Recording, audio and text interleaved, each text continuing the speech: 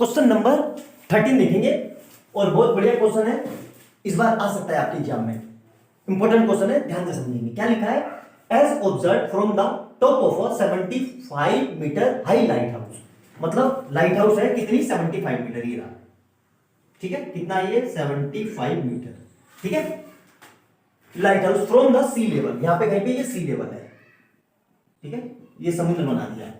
The angle of depression of two ships are 30 degree and 45 degree. दो ship बना दिए, यहां पे एक शिप है, ये रहा, ठीक है। समझ लेना, कार मत समझना, ये शिप है, ठीक है। मेरी ड्राइंग उतनी अच्छी नहीं है तो कोशिश कर रहा हूं समझाने की, ठीक है, अच्छे से। ये शिप है तो, ठीक है। शिप के ऊपर झंडे लगा दिए, ठीक है। ये ऐसे ऐसे, ठीक है, ये ऐसे। अब ठीक है, अब दिख गई। एंगल ऑफ डिप्रेशन कब बनता है? मैंने बताया था जब डिप्रेशन मतलब डी मतलब डाउन, जब ऊपर से नीचे देखें, सीधी सी बात है। तो यहां डिप्रेशन बनेगा। देखो, तो दो एंगल बनाने हैं, एक एंगल ये बना यहां कहीं पे, ये ना, और एक एंगल यहां कहीं बना, ठीक है, ये बन गया। और ध्यान रखना, हमेशा एंगल ऑफ डिप्रेशन इधर बनता है, इस तरफ, उस तरफ नहीं। ये बात याद रखना, कहीं गड़बड़ कर दोगे, वरना एग्जाम में देखो डायरेक्ट करोगे आप तो एग्जामिनर काट देगा आपका भाई, फिर मत बोलना कि सर आपने बताया नहीं, ठीक है। यहां देखो, तो एंगल ऑफ डिप्रेशन तो कितने कितने हैं? 30 डिग्री एंड 45। तो ये हो जाएगा 30 डिग्री और ये हो जाएगा 45। कैसे पता चला? डिप्रेशन हमेशा नीचे की ओर बनता है, ये छोटा एंगल है तो छोटा है, ये बड़ा है तो बड़ा ही रहेगा। देखो, और एंगल कैसे है? अब ये देखो, सोच के जवाब देना।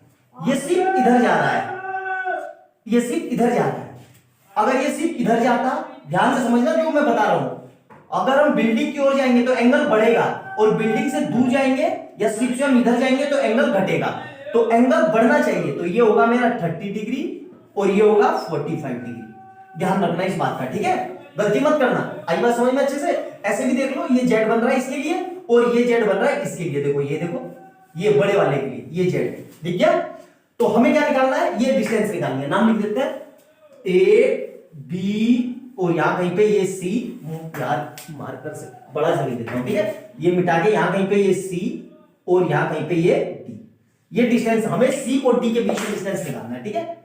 सी और डी के बीच में डिस्टेंस निकालना है। क्लियर है यहां तक? क्योंकि यही दोनों किसी की डिस्टेंस पूछी। अब देखो ध्यान से, मैंने कितनी बार बताया, दोनों ट्रायंगल में कॉमन देखो। पहले दो ट्रायंगल देखो कि सर दो ट्रायंगल कौन कौन से हैं। यहां देखो, एक ट्रायंगल ये दिख गया, ये वाला ये रहा, एक ये ट्रायंगल दिख गया, सेम एक यही ट्रायंगल देखो, ये ना, ये बड़े वाला। अलग मार्कर से, यार मार्कर भी तो खराब हो गया यहां तक। एक ये बड़े वाला ट्रायंगल, एक तो ये, एक ये और एक ये वाली साइड, ठीक है।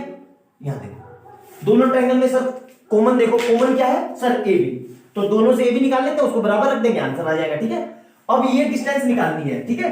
तो यहां तक मैंने, देखो ध्यान से, ये डिस्टेंस मानी मैंने x और ये डिस्टेंस मानी मैंने y, मतलब हमें y निकालना है, ठीक है। तो देखो कैसे करेंगे, ध्यान से समझना, बहुत इजी क्वेश्चन है। क्या क्या दिया है? परपेंडिकुलर और ये 90 बना लो हमेशा, 90 के सामने हाइपोटेन्यूज। तो हाइपोटेन्यूज का हमें काम नहीं है, मतलब हमें बेस और p का काम है। तो लिख लो in triangle ABC, in triangle ABC tan theta लगा दो, tan थीटा क्या होगा? P upon B। पहले पूरा लिख लेते हैं, P अपॉन B, ठीक है।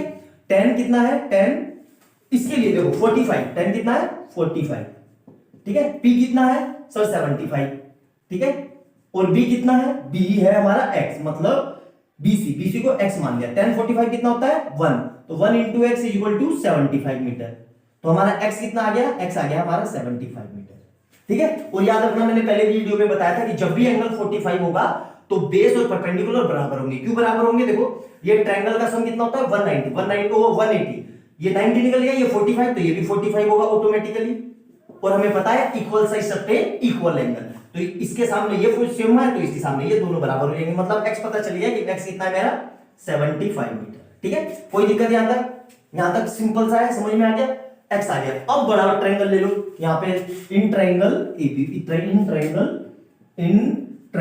क्या है? ABD। देखो ABD में लेंगे, इन ट्रायंगल ABD।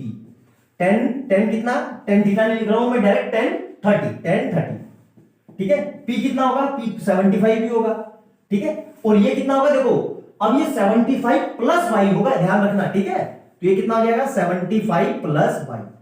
कोई दिक्कत यहां तक? tan 30 कितना होता है? 1/√3, और ये कितना आ गया? 75 अपॉन 75 प्लस y, सिंपल सा क्रॉस मल्टीप्लाई, ये इधर ये इधर, इधर से कितना आ गया 75 प्लस वाई, और इधर से कितना आ गया 75√3, ठीक है। अब इस 75 को उधर ले जाओ तो भाई कितना आ गया 75√3 माइनस 75, ठीक है। दोनों में क्या कॉमन आ रहा है, ध्यान से देखो, इस पूरे में से क्या कॉमन आ रहा है 75, तो 75 को बाहर निकाल दो और इधर से क्या बच गया √3 माइनस 1, यही आंसर। ये सिंपल सा तो था, बताओ कितना मुश्किल लग रहा था, आप लोग वैसे ही डरते हो। तरीके से किया करो, तरीके, फंडा क्लियर रखो, कंसेप्ट क्लियर रखो, देखो क्या क्या दिया है, कौन सा 90% में तो tan थीटा ही लगता है, एक आधे में साइन और वो लग जाता है कोस, लेकिन मैक्सिमम tan थीटा से हो जाते हैं। आई बात समझो, देखो सिंपल सा क्वेश्चन है, आगे आंसर यही आंसर है। बोर्ड में आने की इस क्वेश्चन के बहुत ज्यादा चांस है, इस बार आएगा तो सीधा 4 मार्क्स का आएगा, नोट डाउन करना, अच्छा क्वेश्चन है, ठीक है। कोई डाउट है तो कमेंट सेक्शन में पूछना, मिलते हैं अगली वीडियो में। वीडियो अच्छी लग रही होगी तो लाइक एंड सब्सक्राइब कर देना और बेल आइकन दबाना और अपने दोस्तों को भी बताना, ठीक है बेटा लोग। और जैसा भी है कमेंट सेक्शन में अपने सुझाव जरूर देना, उससे हमें मोटिवेशन मिलता है, काम करने में और मजा आता है, ठीक है। नहीं भी दोगे तो कोई दिक्कत नहीं है, काम तो हम करेंगे ही, ठीक है। चलो अगली वीडियो में मिलते हैं।